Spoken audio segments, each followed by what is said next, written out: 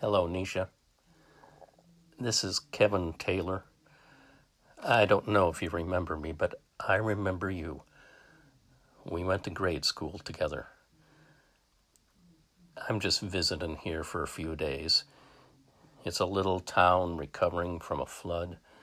The people are friendly and welcoming, but I couldn't help noticing there aren't many people of color.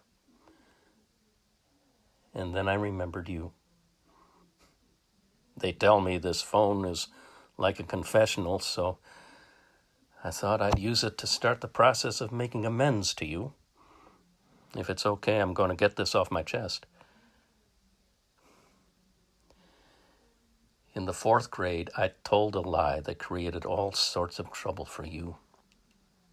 You may not remember it, and you may not even care, but I'm realizing what I did back then was probably just one of God knows how many injustices you faced in your life.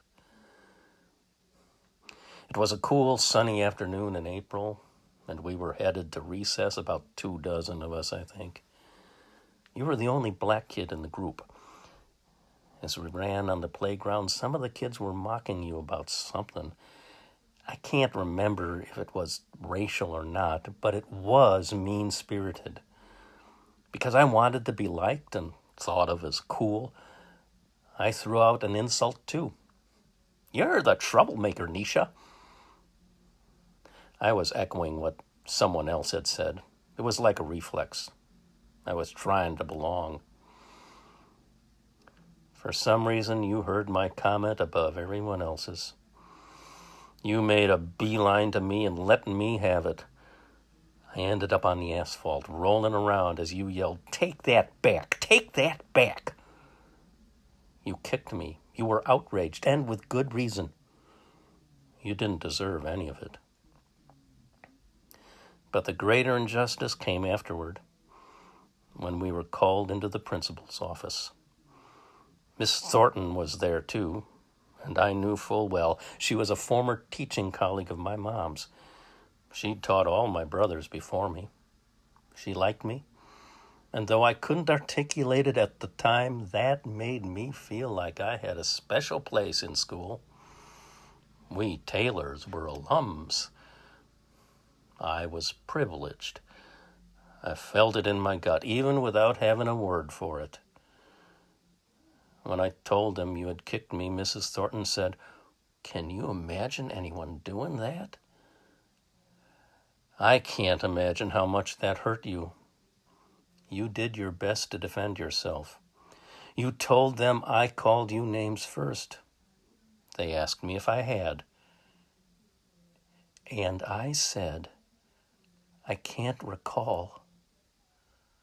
It was brutal and strange. Strange because I knew it wasn't true, and at the same moment, I convinced myself it was true.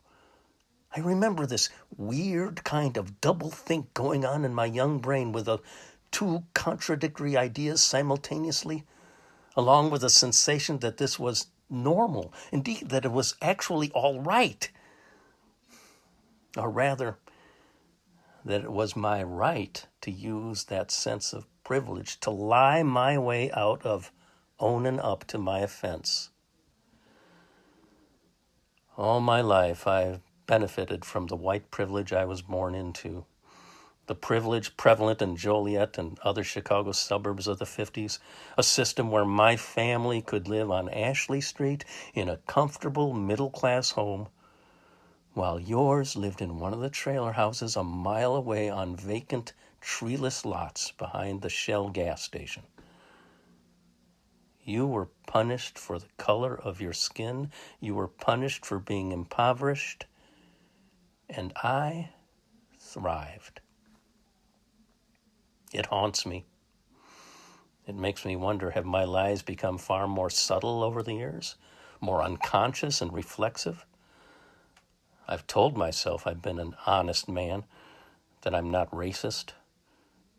But when that memory came flying back to me, I questioned that assumption. I see now how unquestioned assumptions float in the air, easily absorbed by both children and adults. I lied, and I have been perpetuating a lie. I am sorry.